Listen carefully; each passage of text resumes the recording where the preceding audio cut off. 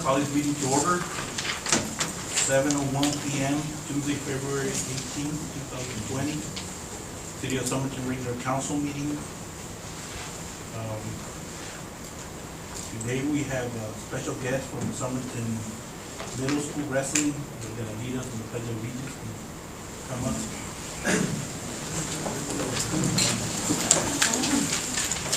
All of these. Wrestlers can be shy. Come on, you guys.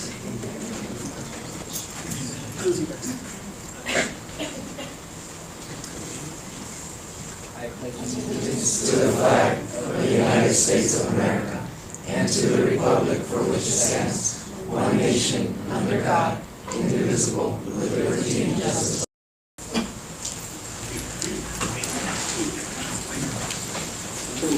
Today we recognize the Somerton Middle School Wrestling. These kids, you know, since they were kids and they practice on their skills, 3 or 4 times a week, and it's been for years. They play 5th in the state out of how many schools?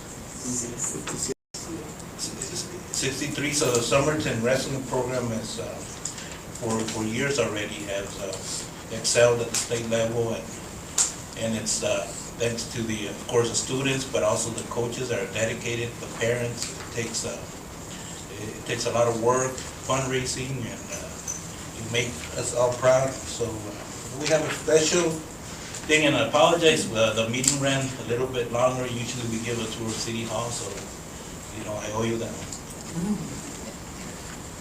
Okay, Carlos Anaya.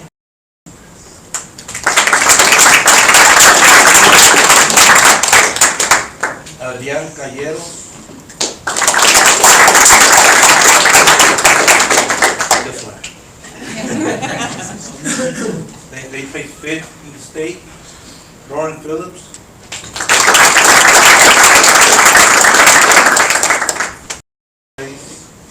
And is Sebastian Gomez here? He's not here. And last but not least, the state champion, Daniela Lid.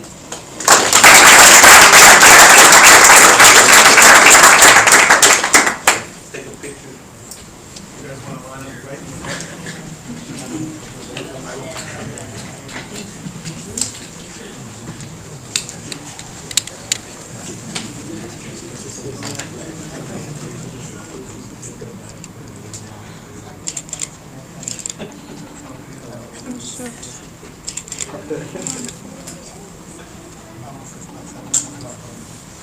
And we forgot the coach, Mr. Nunez. And Mr.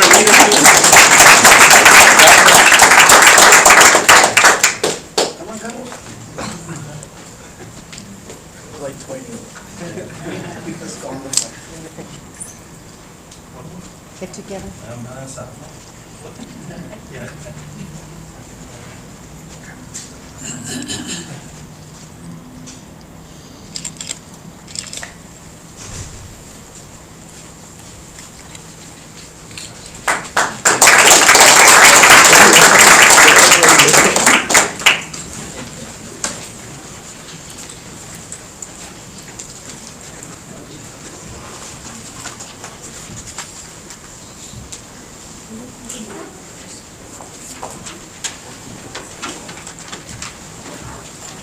Thank you.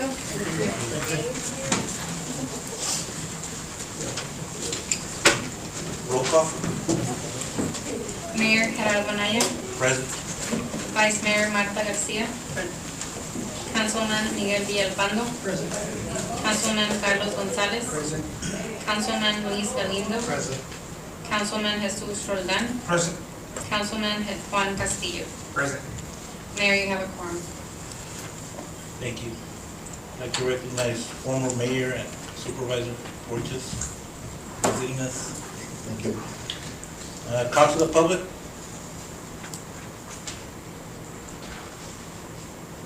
There's no one from the public. Moving on to consent agenda. Item number 1, minutes for work session on February 4th, 2020. Minutes of regular council meeting on February 4th, 2020. Check register for the month of January 2020. Is there a motion? There's another item. Okay. Approval, item number 4, approval of application for extension of premises permit for an event on Friday, February 21st, 2020, at the 85350 for the Party Grill. Is there a motion to approve consent? So moved, Mayor. So motion by Councilman Gonzalez, second by Vice Mayor Garcia. All those in favor? Aye. Any opposed? Motion carried. New business. Item number 1, mid-year presentation by Julie Engel, President and CEO of Greater Yuma Economic Development Corporation.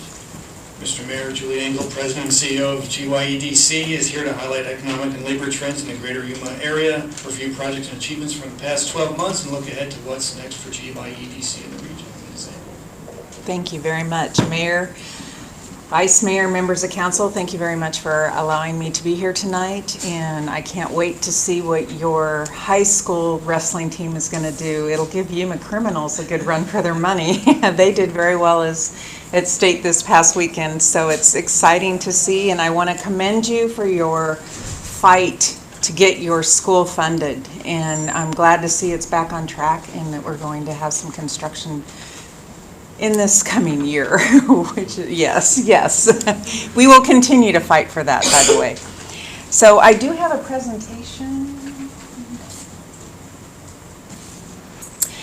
And the first couple slides in my presentation are the trends, which, because all of you have been council members for a while, I'm just going to kind of skate over this because you've already seen these. The trends haven't changed too much.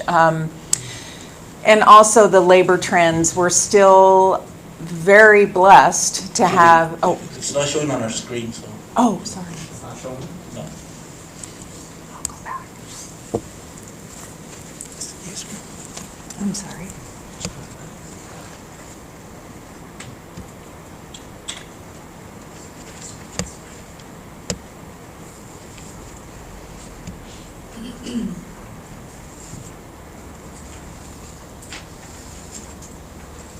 Are you guys good or?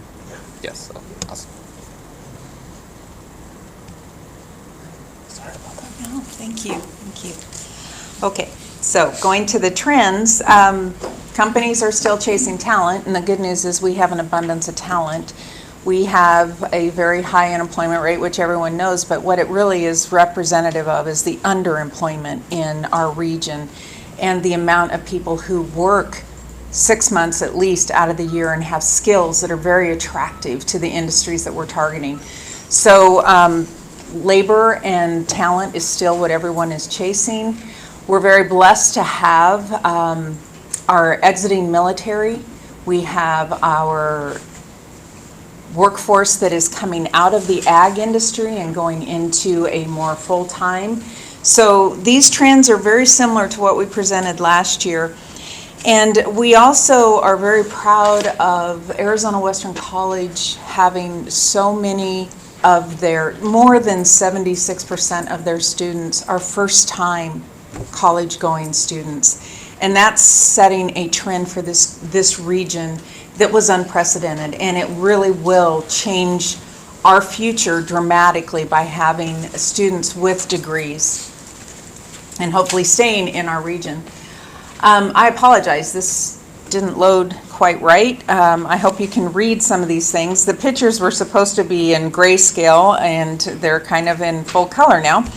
these are the projects that are active right now, and we are in, I would say, the top 5 as far as being chosen by the site selector or the company themselves.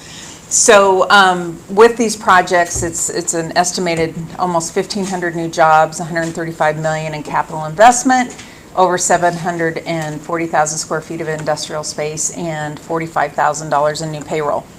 So I don't know if you can see this very well, but there are a couple of these that are county-wide and some are South County-wide, and so the Opportunity Zone property that is in Somerton is being considered in 2 of those projects for certain. So, and here is what we're really putting a lot of emphasis on, and I want to talk about a little bit longer tonight.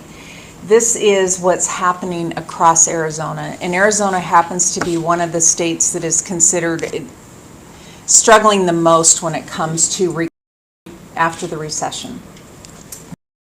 The state of Maricopa and the city of Phoenix and the Maricopa area are doing incredibly well. And if you look at the graph on the right side where it says rural reality, that shows you the jobs that were created in this past year. How many of them went to the Phoenix area and how many of them went to the rest of the state. So the entire state is suffering except for one area. The entire state has not fully recovered from the recession. If you look, we're actually at a negative 30% GDP from where we were in 2007. And that's the majority of the state. That's 1.5 million people in Arizona who have not even seen a recovery to 2007. So we actually went with the Arizona Commerce Authority to a project. We gave a presentation in Detroit, Michigan to a company that was considering this area. And while we were there, we were explaining, you know what, this is not sustainable. The rest of your state is not surviving. And you need the rest of the state. You need them to have healthy infrastructure. You need them to have open borders. We need to be able to get commerce across this state, and we're dying. And she agreed, and she tasked us with coming up with a solution that might spur investment and interest into rural Arizona. So when we got back, we sat down with our economic development partners, Jenny Torres, Hector, and Jeff Burt, Paul Melcher. We had Larry Kilman from the town of Welton. We sat down and we said, what would really drive investment? And that is something that has never been accepted at the state, and that is tax increment financing. That is when a company can come in and make a major investment and not have to pay on the tax increase until that investment is paid back. So what we did is created a bill. And the bill has been given a number. It is House Bill 2814, and it was interesting. And I'm so proud of the work that Tim put into this because we have crossed both parties. We have co-sponsors from both parties, and we have co-sponsors that are in both the House and the Senate. And this bill has over 24 co-sponsors. So the bill has garnered a lot of support already. Most of them are rural counties and rural legislators who are jumping on this. So what it means, and this is what is so important, because if you've seen one rural community, you have seen one rural community. Everybody's needs are different. No one thing is going to fix everybody. So the way we crafted the bill was to give you, the councils, the authority to determine what is going to impact your community the greatest. What would a high impact investment in Somerton look like? And once you have determined what that is, you then get to decide if you enter into a development agreement with a company, and if they make an investment, there are parameters that there's a minimum capital investment, and there's a minimum number of jobs that need to be created. But that's all. That's the only minimums that there are. And so then once that has been established and you have verified, you can enter into a development agreement. And then what that company gets to do is have their investment reclassified to a property tax level 6, which is the same thing when someone does a foreign trade zone. So when someone does a foreign trade zone, their property tax is reduced by 80%. So The property tax on the new investment will be reduced by 80% until that investment is paid back. Now, the reason this is good for the communities is because it's only on the new investment. So the land that you're collecting tax on today, you're still going to collect that tax at the same rate you were collecting before. So there's no negative impact to your general fund. You're still going to be collecting taxes. So say we have a community that what is really going to make a difference to them is a hotel. There's a lot of places in Arizona that would never incentivize a hotel, but if a hotel is what's going to make a major impact for your community, you get to decide if you're going to incentivize that project. That's the beauty of this, is it's up to you as a council to determine what is a high impact project and whether or not you're going to incentivize it. But the good news is, where you need some infrastructure, a developer can come in and now pay for that, but get paid back by the savings in their property tax. So they're willing to come in and pay for water and sewer extensions. They're willing to come in and pay for broadband extensions because they're going to get paid back for it. They're going to get paid back for it over time. So the way the bill is written is, if it's an impact project and you decided you want to incentivize it because it's going to create 50 jobs and those jobs are going to pay $50,000 a year, you can do that in years. But if this project is coming in and they are investing in your water, sewer, and they're pulling lines for miles, and it takes 15 years to pay that back, you get to enter into an agreement that new investment is incentivized for 15 years. Say it only takes 5 years to pay back that investment, then you get to decide, we will incentivize this for 5 years because at that time, that investment will get paid back. So that is the reason why the bill was crafted the way it was, and it has gained a lot of popularity. Greg Levan will be at the House tomorrow for the Ways and Means Committee. This is the first committee it's going to be heard in, and we have support. The word is it'll pass out of Ways and Means. So what we would ask all of you to do is to go into the azleg.gov and sign on in support of HB 2814. Because the more people that remotely support this bill, the more emphasis that will have in their final decisions. So we really do need this bill to pass in order to drive investment out of Maricopa and into other areas of the state. And coupled with your opportunity zone, that gives you guys a lot of tools in your toolbox to work with companies. And you also then get to choose your destiny. What kind of company, what kind of project do you want to incentivize? And that is the beauty of this. And so, again, 2814, I really hope you will support. Yes. Be able to take advantage of both opportunities Yes. and Yes, absolutely. They get to take advantage of that, and then they also get to take advantage of any of the state incentives that are available to them as well. So this does not preclude them from anything else. It's just one more thing that they get to add, and it's for investment. It's to drive investment into communities that are struggling. And for cities the size of Somerton, the investment would be 10 million. Is that correct? I remember reading. What is your population again? It's about, well, we're hoping it's about 20. 20,000? New census. It is 10 million. It is 10 million. Yes, which in today's construction, that isn't very much. It wouldn't take long to reach that 10 million at all. And so it's a way to drive some investment into our region. And if it passes this year, it would go into effect by July 1. And some of these projects that are still considering us would then be eligible for it if the councils agree to it. And that is the beauty of it, is the councils have final say. The councils get to determine whether or not this is going to benefit them and benefit the community. And because if another Dollar General or something like that comes in, that's not something that you would incentivize because you've already got some of those. But if it's a project that you don't have, or it's something that is really going to boost your economy, and that's something else I want to cover as we go forward. Are there any more questions about the bill before I move on? And I do want to say that we did have input from each community through our economic development partners to make sure that this was something that they felt could work and would help drive some investment. So I'm going to jump down to the gentleman in the middle. His name is Trevor Stokes, and he was our keynote speaker at our GYDC quarterly luncheon a couple weeks ago. And he showed some new statistics for this area and what industries are really poised to grow in Yuma County. And the bad news was that some of the industries that have really look like they're going to grow are the ones that are the lower paying industries like hospitality and retail. A lot of that is still growing, continues to grow because we're building hotels, we're doing a lot of things all over the county that are growing that labor force. Doesn't pay well, it doesn't offer great benefits, things like that. So there is one industry in Yuma County that is growing exponentially, and you happen to have one of you're the epicenter, and that is healthcare.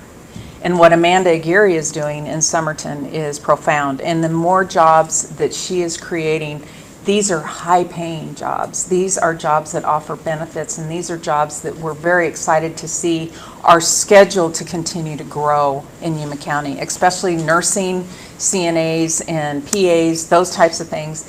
And not only is she offering that service, but she's training the next wave coming in. And so Somerton is really one of the epicenters for that opportunity, and the fact that healthcare is going to be one of our growing industry sectors.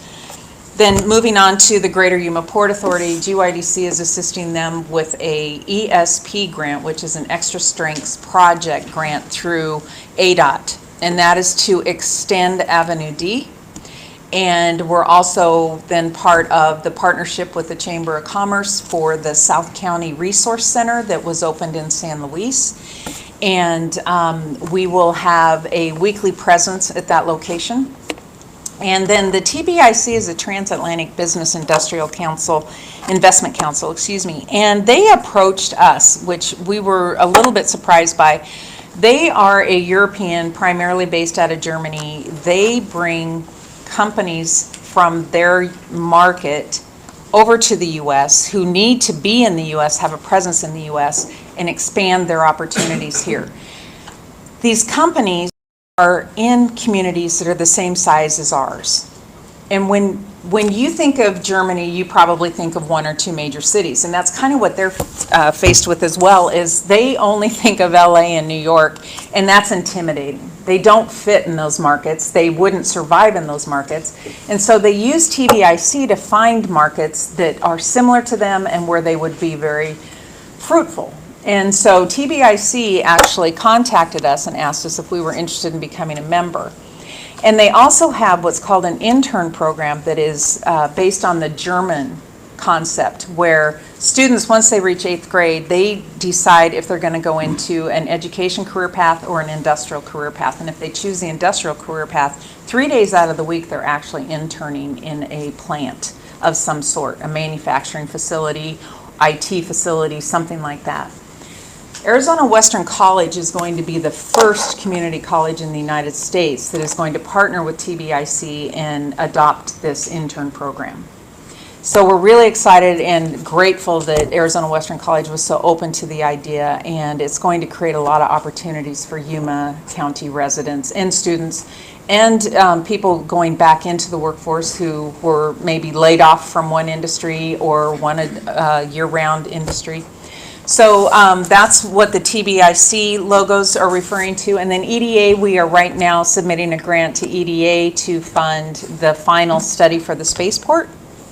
And so once we have that final study, the way the study is crafted, the results of the study will then segue right into our FAA application to become a spaceport, and then we will start moving in that direction.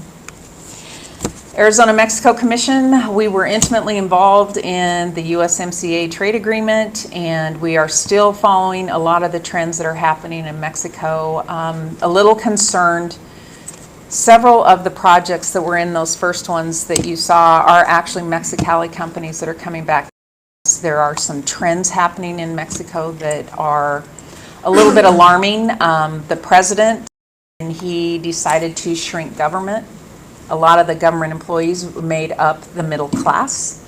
So the middle class is no longer spending money. They have stopped making Volkswagen vehicles in Mexico for now, and they have cut down production on several other mainstream items that were popular with the middle class. The middle class has really taken a blow by all of the government layoffs that happened across Mexico.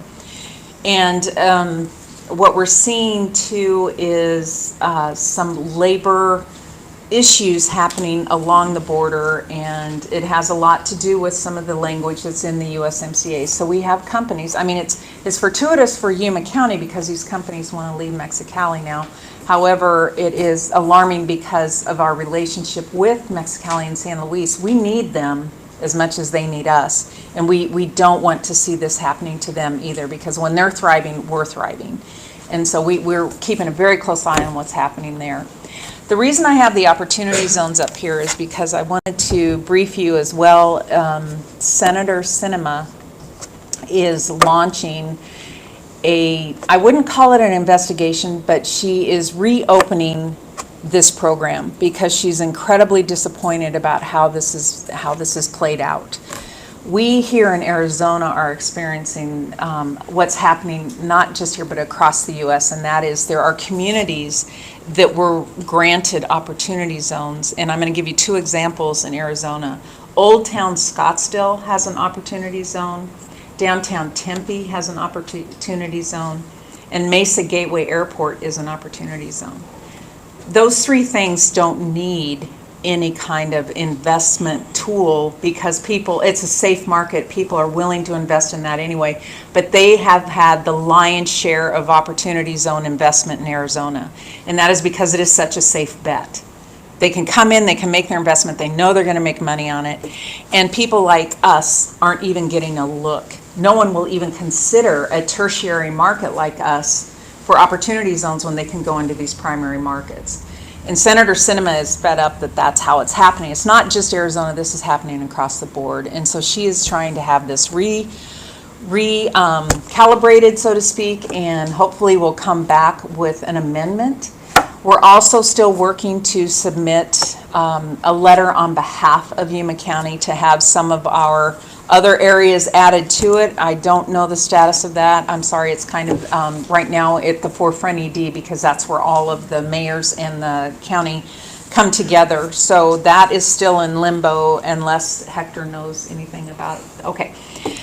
Then moving on to the Yuma 50, we are working very closely with our Marine Corps Air Station to relocate the Yuma Fairgrounds. And we also got funding. We've been approved so far for funding from the state to actually secure land so that we can start working towards the long-term relocation. There's a temporary solution that is underway where they're going to move the midway away from what's called the clear zone. The clear zone is the most dangerous area for anything to be in, let alone that's where the carnival rides, the Ferris wheel, all of that are in the clear zone. So we're working very hard to get that taken care of. And the reason being is we're scheduled for 2 more squadrons in the next 2 years, and then in the next 5 years we'll be getting 4 in total. And we won't get those squadrons if we don't get this issue addressed. So we're working on that as well. This is our travel schedule for 2020 so far. Greg Levan and I will be attending Natural Products Expo West, which is a food trade show in Anaheim, California, and that is next in a couple of weeks. We already have 9 meetings set up while we're there to talk to companies, and a lot of them are European companies. So we're excited about the opportunity to get them interested. I don't know if they understand the opportunity zone, but we'll definitely make that part of the incentive type conversations that we have. We're going to Pleasant Prairie, Wisconsin. Actually, just on my way here, I got an update. The company in Pleasant Prairie, Wisconsin is moving faster, and they're coming here. They're going to be here next week. So we're changing our Pleasant Prairie, Wisconsin trip to one in Pennsylvania to work with a medical device company. We're going to go visit them in Pennsylvania instead of Pleasant Prairie, Wisconsin. So I need to change the slide out, but that just happened today. We have a site selector meetings in Dallas, Texas. We're meeting with 6 different site selectors in Dallas. And a lot of them are aware of our area, which is, that's a big deal because sometimes some of them have never even heard of us. And so they're very interested to see what's happening, what changes are underway. And then we're going to, it's called Hanover Messe, and what Hanover Messe is usually held in Germany, but it's held once a year in the United States, and this is the largest manufacturing trade show in the world. So we'll be traveling to Chicago to attend Hanover Messe, and then we'll be going to the Food Processing Expo in Chicago in October. And all of these are around the industry sectors that we know we have the workforce for, we know we have the trade education for, and we'll have some hopefully good outcomes from these trips. Let's see. So what's been happening with Karime, who does our business retention, and she also is our binational advocate, is she has been working very closely with the Port of Ensenada, the Port of Tijuana, and the Port of San Diego, and Mexicali Industrial Council, and APRODE in San Luis. And so a group of them, and that's the big picture, they all went, and that is in one of the hangars in the Port of San Diego. They also had a trade forum in Mexicali. Next week, we have all four of those ports coming to Yuma to meet with our port directors and tour this area so that they can understand the trade and commerce that's happening here to see if there's any way to make connections. And then in April, we're hosting a trade summit, and those ports are going to be major sponsors and help us get the summit launched here in Yuma County. And we're still working towards the University of Yuma campus, which would be amalgamation of several universities, some from Mexico and some and all of the Arizona universities coming together in one location. And the board for the University of Yuma campus has hired an administrator to start doing more of the research and fact-finding to see if this is going to be a reality. And we definitely need it to be a reality because the higher education is what a lot of the companies are demanding to have access to. So again, I go back to the spaceport. We're really excited about this study. We think it's going to help with our FAA application, and we will continue to have more of a defense focus on that, where we are doing the countermeasures for any threats to our existing satellites. And quality of life, we're working with Hector. Hector's on the tourism committee for FOFREN-ED, and we are putting together some county-wide teams to help get the message out better about all the things there are to do, especially when it comes to outdoors, extreme sports and things like that. We are poised to do a lot of things. So this is a big deal when it comes to recruitment as well, especially recruiting young talent, is what is the quality of life? What are your opportunities for after work, I guess I should say. So that is the end of my presentation, and I'd be happy to answer any questions you might have going forward. Questions, comments?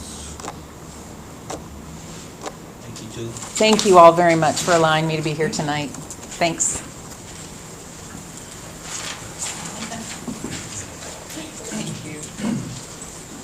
Item number 2, discussion of possible action to approve a modification to the affordable housing program, augmenting the building permit fee reduction to assist future homeowners who qualify for USDA Rural Development Self-Help Program based on the General Plan Section 5.4 Neighborhood Planning Goals and Policies.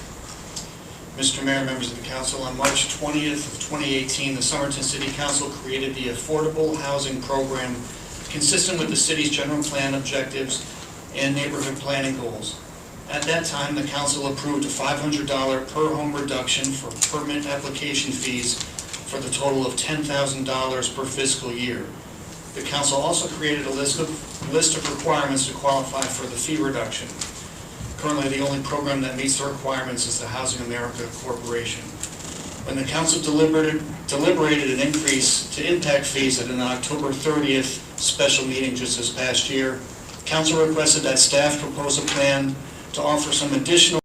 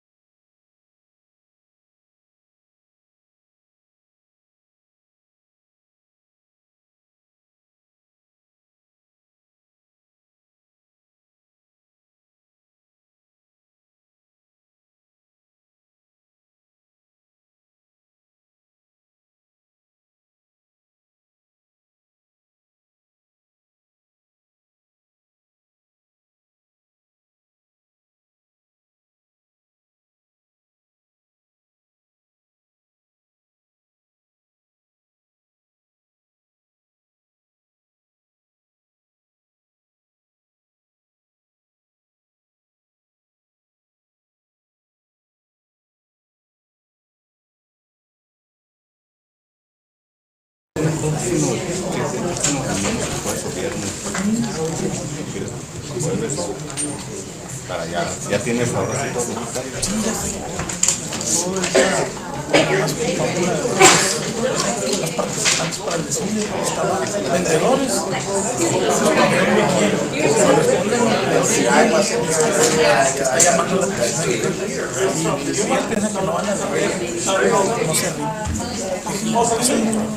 Ah, del señor de la muchacha. Sí, ya está.